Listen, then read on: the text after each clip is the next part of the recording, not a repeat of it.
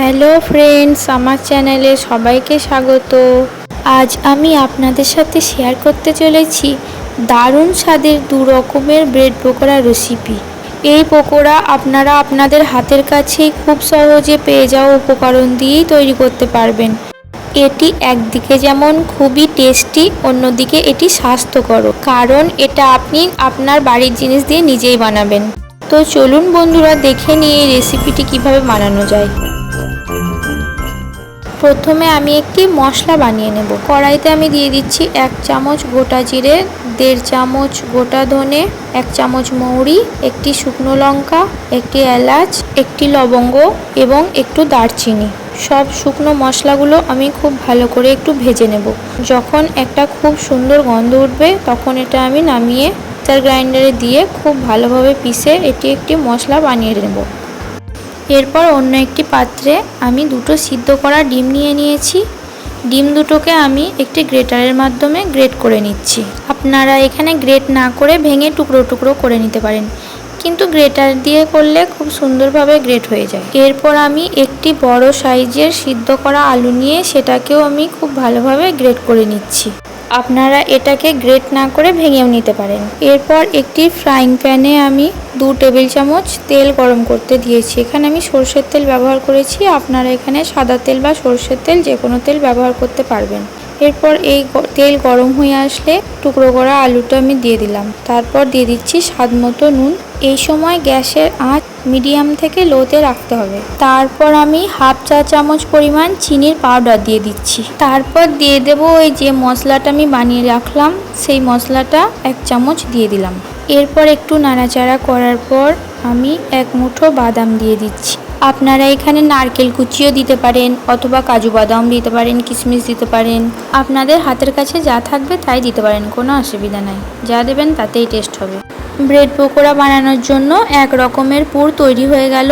এরপর আমি এটা পাশে নামিয়ে রেখে দিচ্ছি প্লেটে। এবার অন্য পুরটি বানাবো। এরপর ওই ফ্রাইং প্যানটাতেই খুব অল্প পরিমাণে একটু তেল নিলাম, তারপর গ্রেট করা ডিমটা দিয়ে দিলাম। এরপর দিয়ে দেব এর মধ্যে ওই মশলাটা 1 চামচ পরিমাণ। এরপর এখানেও আমি কিছু বাদাম কুচি দিয়ে দিচ্ছি। বাদামগুলো আগে থেকে ভেজে রাখা ছিল। আপনারা এখানে একটু স্বাদ মতো নুন দেবেন, আমার ওই ক্লিপটা বাদ চলে গেছে। এরপর একটি ব্যাটার বানাতে হবে। ব্যাটার বানানোর জন্য আমি 1/2 কাপ পরিমাণ করে 2 বার বেসন নিয়েছি। এরপর নিয়েছি স্বাদ মতো নুন, তারপর দিয়ে দিলাম 1 টিস্পুন মিট মশলা। এরপর জল দিয়ে ধীরে ধীরে এটা ব্যাটারটা বানাতে হবে। অল্প অল্প করে জল ঢেলে ব্যাটারটা বানাতে হবে, না হলে বেশি জল হয়ে গেলে পাতলা হয়ে যাবে। দেখুন আমার ব্যাটার বানানো হয়ে গেছে, ঠিক এইরকম একটা কনসিস্টেন্সিতে আসবে। আপনারা এখানে লঙ্কা গুঁড়ো ব্যবহার করতে পারেন। এরপর আমি স্লাইস রুটির চারপাশের পোড়া অংশগুলোকে কেটে বাদ দিয়ে দিচ্ছি, মাঝে সাদা অংশটা রেখে দিচ্ছি। এরপর প্রথমে আমি যে আলুর পুরটা বানিয়েছিলাম সেটা দিয়ে স্যান্ডউইচ বানিয়ে নেব। এই রেসিপিটা খুবই মুখরোচক হয়, বাচ্চারা খুবই পছন্দ করে, এছাড়াও বড়দেরও খুবই পছন্দের একটি রেসিপি। এটি সকালের ব্রেকফাস্ট কিংবা বিকালের নাস্তাতে ব্যবহার করা যায়। এছাড়াও টিফিনের জন্য খুবই মুখরোচক একটি খাবার। দেখুন আলুর পুর দিয়ে আমার স্যান্ডউইচটা বানানো হয়ে গেছে। এরপর আমি এটার মাছ দিয়ে কেটে 3 কোনা আকার দিয়ে দিচ্ছি। আপনারা এটা না কাটতে চাইলে এরকম চৌকোও রেখে দিতে পারেন। এরপর আমি ডিমের যে পুরটা বানিয়েছিলাম সেটা দিয়ে স্যান্ডউইচ বানিয়ে নিচ্ছি। আমি এখানে ডিমের পুর দিয়ে বানানো স্যান্ডউইচটাকে চৌকোই রেখে দিচ্ছি, কাটছি না, তাহলে বুঝতে পারা যাবে 2 রকমের দুটো হলে। আপনারা যেমন খুশি রাখতে পারেন। এরপর আমি বেসনের ব্যাটারে খুব ভালোভাবে ডুবিয়ে নিচ্ছি, ঘুরিয়ে ঘুরিয়ে 2-3 বার কোটিং করে নিচ্ছি। ভিডিওটি ভালো লাগলে একটি লাইক করে দিন। এরপর আমি কড়াইতে পরিমাণ মতো সাদা তেল দিয়ে গরম করতে দিয়েছি। তেলটা খুব ভালোভাবে গরম হয়ে আসলে মিডিয়াম আঁচে রেখে দেব। তারপর ব্যাটারে ডুবানো স্যান্ডউইচটা দিয়ে 2-3 মিনিট এক পিঠ আর এক পিঠ 2-3 মিনিট ভেজে নেব।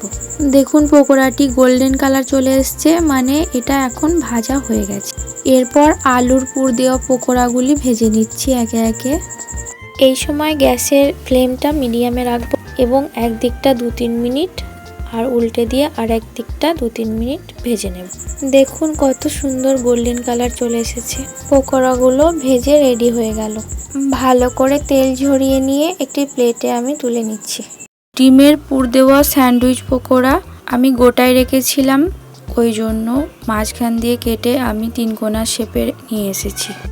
দেখুন পুরগুলো একদম ঝরঝরে হয়ে আছে আর খেতে অসাধারণ টেস্টি। আপনারা অবশ্যই বাড়িতে একবার বানিয়ে ট্রাই করবেন, খুব ভালো লাগবে। আমার চ্যানেলে আরও এরকম অনেক ধরনের ভিডিও আছে, আমি ডেসক্রিপশনে লিংক দিয়ে দেবো, আপনারা চেক করে নেবেন। ভিডিওটি ভালো লাগলে একটি লাইক করে পাশে থাকুন, বন্ধুদের সাথে বেশি বেশি শেয়ার করুন এবং আরও অনেক নতুন নতুন ভিডিও পেতে আমার চ্যানেলটি সাবস্ক্রাইব করুন। ভিডিওটি পুরোটা দেখার জন্য ধন্যবাদ।